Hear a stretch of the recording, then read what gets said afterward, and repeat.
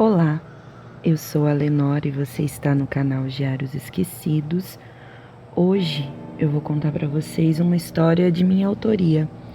Ela é baseada em fatos reais. E eu já peço que, se vocês quiserem que eu continue com o meu trabalho, deixem um like, façam um comentário, porque isso ajuda muito e faz com que o meu canal seja indicado para mais pessoas. Bom, vamos lá? A história se chama A Garota Acorrentada. Vocês têm contato com os padrinhos e madrinhas de vocês?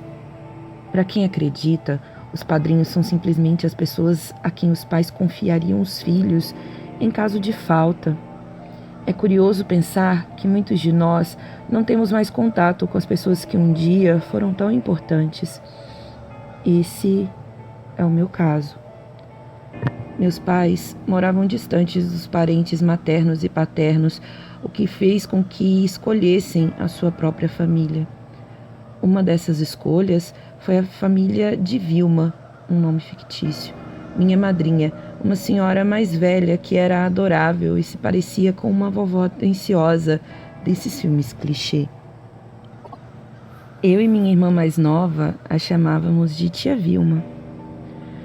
Minha mãe era muito cuidadosa com as filhas, mas confiava cegamente em tia Vilma. Tanto que uma vez, quando precisou viajar com meu pai para resolver uns problemas, nos deixou na casa dessa madrinha. Eram férias escolares e a gente adorou a ideia, apesar de nunca termos ficado muito tempo longe deles. Nessa época, eu tinha uns 9 anos e a minha irmã uns 8. A casa de tia Vilma era muito grande, com um jardim enorme e um monte de lugares para serem explorados. Ela tinha 3 gatos mansinhos, uma horta com várias verduras e um pé de manga com um balanço simplesmente perfeito. A gente adorava passar os dias ali. As possibilidades de brincadeiras eram inúmeras, mas havia lá também um quarto lotado de brinquedos que haviam sido de sua filha mais velha. Eu vou chamá-la de Laura. Nesse lugar, infelizmente, não éramos autorizadas a entrar e só tínhamos visto uma vez, de relance, durante uma visita que fizemos com a mamãe. Laura havia falecido aos 11 anos de febre amarela, uma tragédia. Tia Vilma, no entanto, nunca deixou mudar em nada no quarto da filha. Todos os anos comprava brinquedos e outros presentes e ia acumulando-os pelo quarto. Minha filha vai ser sempre uma criança, ela dizia, e essa fixação pela filha morta a impediu de dar atenção ao outro filho, que cresceu se sentindo odiado. Se Laura fosse viva, naquela época, já estaria perto dos 30 anos. Mas vamos continuar com a história. Fomos para lá com a promessa de ficar 7 dias. Nunca havíamos passado tanto tempo longe de mamãe, mas estávamos eufóricas pela novidade. Minha madrinha não tinha netos, então adorava ter a gente por perto. Pareceu bastante cômodo para todos, então nos despedimos dos nossos pais e entramos na casa dela já à noitinha. Jantamos, tomamos banho e fomos dormir no quarto do filho dela, já que ele não morava mais ali. O quarto de Laura ficava ao lado. Depois de um par ou ímpar frustrado, eu acabei dormindo no colchão no chão e minha irmã na cama. Devo salientar que ela, desde pequena, sempre foi médium e que ainda não havia estudado para controlar seus dons, informação que é importante para o que vem a seguir. De noite, não sei bem a hora, mas já bem tarde, acordei sentindo os pés da minha irmã tocarem levemente as minhas costas. O meu sono sempre foi extremamente leve, então pensei que ela havia acordado para ir ao banheiro. Me movi um pouco para o lado, para que ela pudesse passar, mas aí eu vi que ela estava chorando. Eu me levantei, acendi a luz e perguntei: "O que foi, Júlia?" Também um nome fictício. "Você tá com saudade da mamãe?" Ela, ainda com os olhos fechados, se virou para o meu lado e falou, baixinho: Eu quero ir embora daqui. Eu sempre fui muito unida com Júlia. Ela era a minha melhor amiga. Como eu cresci acostumada com aquelas situações que eu julgava serem sonambulismo da parte dela, desliguei a luz, deitei do lado dela na cama e disse que cuidaria dela, que era para ela dormir para a gente brincar no outro dia. Quase que por mágica, ela obedeceu e dormiu. No outro dia, como sempre, ela não se lembrava de nada e ainda reclamou por estar apertando ela na cama. Eu mereci, né? Bom, brincamos loucamente pela casa, mas a curiosidade em entrar no quarto de Laura se tornou uma obsessão pra gente. Respeitávamos demais a tia Vilma para poder pedir isso pra ela, fora que se mamãe descobrisse era capaz de fazer a chinela cantar. Recomendou milhares de vezes que a gente nem tocasse no assunto, mas criança é bicho inquieto. Isso só deixou a gente ainda mais surtada e curiosa. O dia foi passando e acabamos nos esquecendo. À noite, novamente, Júlia tomou banho e foi para o quarto. A deixei sozinha ali e fui eu mesma banhar, porque já estava ficando frio e dificilmente tomaria banho depois. Não mais que 15 minutos depois, quando eu voltei, tomei um susto. A minha irmã estava no canto do quarto, com a cara virada para a parede, chorando alto, de soluçar mesmo. Fui chegando perto dela, mas quando encostei em seu ombro, ela gritou pausadamente: "Eu quero ir embora." O escândalo foi tamanho que tia Vilma subiu. Quando entrou no quarto, minha irmã, completamente transtornada, gritou mais ainda: "Me deixe ir embora, eu quero ir embora, eu quero sair daqui, eu não aguento mais." E basicamente uma repetição disso. A voz dela estava diferente, muito mais aguda, e ela estava perdendo o ar facilmente enquanto falava. Eu confesso que fiquei envergonhada com aquela cena, mas a minha madrinha não abriu a boca. Apenas foi se aproximando dela com carinho e a abraçou apertado. Começou a chorar e eu continuava sem entender nada. Na hora, minha irmã voltou a si e novamente não se lembrou do que aconteceu. Tia Vilma continuou segurando-a tão apertado que ela teve que pedir para se soltar. Sem falar uma palavra, a tia saiu do quarto e a minha irmã ficou com a cara abobada, sem saber o que tinha acontecido. Alguma coisa me dizia que aquilo não estava normal, mas como já estava de noite, eu não quis mexer com as estranhezas de Júlia. Falei para irmos dormir, que era melhor que poderíamos fazer. Dormimos. Ela, bem mais rápido do que eu. No outro dia, tia Vilma foi à feira e nos deixou em casa, com 1000 recomendações. Ela provavelmente não demoraria e nós ficaríamos com a moça que tinha ido passar a roupa. Só que a moça terminou muito rápido e precisou ir embora, nos deixando sozinhas. Nessa hora, resolvemos que aquela era a única oportunidade de mexermos no quarto de Laura. Infelizmente, levamos a ideia adiante. A chave do quarto ficava pendurada num prego ao lado da porta. Não foi difícil retirá-la dali. Como ficava no andar de cima, combinamos que uma ficaria vigiando pela janela, enquanto a outra explorava e depois nós trocaríamos de lugar. Pegamos a chave e um arrepio percorreu a minha espinha, mas nós entramos. O quarto era bem iluminado por uma janela enorme, pela qual entrava uma grande quantidade de luz, mas o que chamou a nossa atenção mesmo foram os brinquedos. Devia haver ali mais de uma centena de ursinhos de pelúcia dos mais variados tipos, e para 2 crianças vindas de uma família que passava dificuldades, aquilo parecia um paraíso. O lugar, em si, tinha um leve cheiro de mofo, mas isso não nos incomodou. Continuamos a exploração. A cama estava intacta, com uma colcha rosa e travesseiros repletos de brinquedos. Para a gente, aquilo parecia um quarto de princesa. A princípio não tocamos em nada, até que cheguei em uma cômoda com uma gaveta. Em cima havia um prato com várias balas, bombons e pirulitos, todos intactos. Achei curioso, mas algo me impeliu a abrir a gaveta. Abria e tomei um susto enorme, não exatamente pelo seu conteúdo, mas porque não esperava aquilo ali.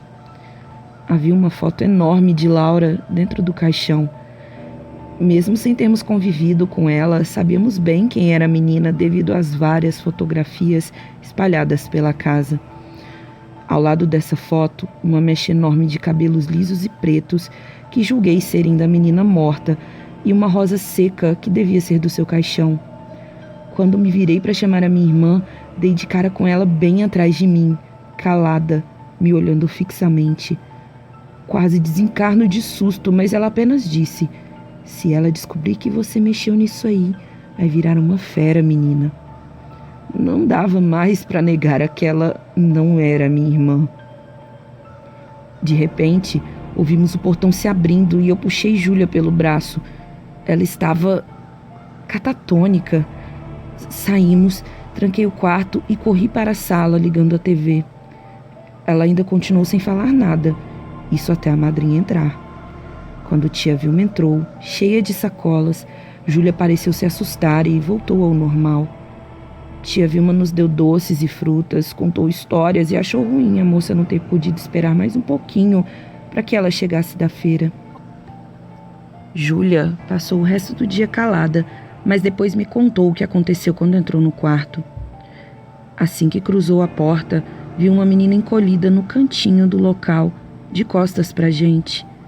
Quando nos viu, a aparição da menina levantou e foi para o lado de minha irmã e aí ela não se lembrou de mais nada. Creio que deva ter sido no momento em que tudo aconteceu. As visagens a assustavam, mas ela disse que a menina não parecia ser má e que, portanto, não teve medo. Aquela menina era Laura e ela só voltou a si quando já estávamos na frente da TV. Bem, e quem disse que eu consegui dormir naquela noite? Fiquei rolando no colchão até que ouvi passos no corredor. Ao lado da porta, no quarto de Laura, ouvi um choro baixinho de tia Vilma. Ela destrancou a porta e entrou. Pensei que ela estava passando mal ou algo do tipo, então me arrisquei a sair e tentar ouvir algo. Sim, mais do que medrosa, eu era curiosa, e quem já foi criança sabe que a gente toma as piores decisões.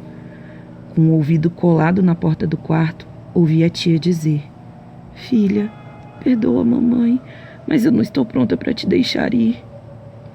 Nessa hora, minha irmã deu um grito no quarto, um grito agudo que quase me matou de susto.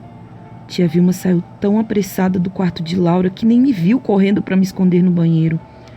Acabei ficando lá por um bom tempo. Quando finalmente resolvi voltar ao quarto onde dormíamos, vi uma das cenas mais bizarras de minha infância. Tia Vilma estava ajoelhada, agarrada aos pés da minha irmã. Júlia estava transtornada e gritava: "Me deixa ir embora! Me deixa ir embora! Me deixa ir embora!" Enquanto se debatia. Quando ela me viu, gritou e acabou desmaiando. Eu quase tive um infarto ao ver a minha irmã daquele jeito, mas, infelizmente, não foi a primeira vez que vi algo assim acontecer com ela. Tia Vilma pegou-a no colo e colocou-a na cama. Apenas me olhou de cima a baixo, secou as lágrimas com uma das mãos e correu para o primeiro andar. Ouvi que ela estava ao telefone. Enquanto isso, Júlia se debatia na cama. Ela parecia estar acorrentada, algemada, por mais que não estivesse, e revirava os olhos. Eu estava com muito medo dela estar morrendo, sei lá. Era muito criança e não entendia nada daquilo. Queria desesperadamente a minha mãe. Enquanto ela estava naquela agonia, ouvi uma movimentação na sala depois de cerca de 20 minutos. Em poucos segundos entrou no quarto uma senhora com a roupa toda branca e vários colares no pescoço, que depois eu descobri que, na verdade, se chamam guias. Assim que ela pisou no quarto, deu um suspiro profundo. Se recurvou como uma pessoa bem velhinha. Tia Vilma deu uma cadeira para ela se sentar e ela parecia muito nervosa, falando com a voz de uma pessoa muito simples. Se virou para minha irmã, que parecia ainda mais agitada, e falou: "Filha, você está livre para ir. Ninguém mais te amarra nessa terra. Deixa a irmãzinha, que não tem nada com isso." Ela deu um estalo com o dedo e minha irmã acordou. A senhora de roupa branca então se voltou para minha madrinha e disse: "Ela foi. Eu quebrei as correntes. Agora a gente precisa acertar umas coisas." Na porta, tia Vilma começou a chorar desesperadamente e eu estava em pânico. Júlia olhava para aquilo muito confusa, mas estava tão cansada que praticamente desmaiou de sono na mesma hora. Eu fiquei sentada no chão, do lado dela na cama, com as costas na parede. Parecia que estava num filme, eu não sei explicar para vocês. A senhora de roupa branca então se levantou, mas agora parecia até mais alta. Bateu no peito, fez uma saudação para a cadeira vazia e seguiu para o quarto de Laura. Tia Vilma foi atrás. Eu, paralisada, ouvi a entidade dar ordens à madrinha com voz de homem, eu juro. Ele falava: "Minha filha não sabe que não se pode guardar coisa de morto? Junta o que foi do corpo dela e enterra no cemitério. Vivo não pode se agarrar em morto. Sua casa está cheia de corrente, minha filha." Daí em diante, eu não me lembro de mais nada. Não sei nem como fui dormir. Quando amanheceu, eu estava no colchão e Júlia já estava levantada. Estava no balanço. Me levantei e minha cabeça estava meio leve, eu não sei explicar. Tia Vilma me viu sair e não falou nada comigo. Respeitei o seu silêncio e desci. À tarde, já não havia mais nada dentro do quarto de Laura. Não sei dizer a vocês qual a religião daquela senhora ou como tudo aconteceu, e confesso que havia me esquecido desse episódio, me lembrando quase 20 anos depois, com um gatilho que eu prefiro não mencionar. Aquelas palavras me ecoam ainda na cabeça. Não se pode guardar coisa de morto. E pesquisando, descobri que tem muita gente viva que obsedia pessoas mortas. A gente pensa que é só o contrário, mas não é. Tia Vilma não conseguia deixar a filha partir porque não aceitava sua morte. Isso fez com que a menina vivesse por anos trancada na casa, amedrontada, literalmente acorrentada pelas mãos e pelos pés naquele quarto. Olho para trás e sinto pena de Laura. Conversei com a minha irmã e, obviamente, ela ainda não se lembra de nada. Os dias restantes percorreram sem quaisquer problemas. Foi como se tudo tivesse sido apenas um pesadelo. Minha mãe voltou e tia Vilma só nos fez elogios. Olhando para mim, percebi que ela queria que eu deixasse aquela história em segredo, e foi exatamente o que eu fiz. Minha mãe não sabe de nada disso até hoje. Cerca de 10 anos depois desse acontecido, minha madrinha morreu, e gosto de pensar que ela agora está com Laura. Aquilo me deu uma lição para o resto da vida. Não prenda os mortos, ou eles também se prenderão a você. Bom, fim. Essa é a história. Eu espero que vocês tenham gostado. Se vocês quiserem, eu posso gravar mais histórias baseadas em fatos reais, coisas que aconteceram mesmo com a minha família, como essa. E, novamente, eu peço que vocês deem um like, façam um comentário, me ajudem a sair do flop e indiquem o canal para pessoas que gostam de histórias como essa também. Obrigada e tchau, tchau.